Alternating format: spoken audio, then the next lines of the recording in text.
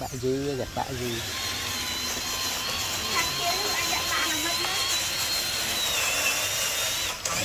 camera nó còn tiền trôi khọp thì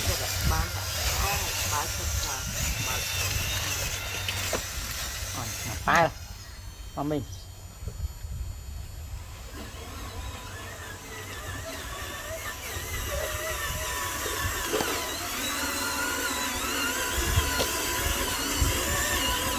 bắt chuan bay phong về được năng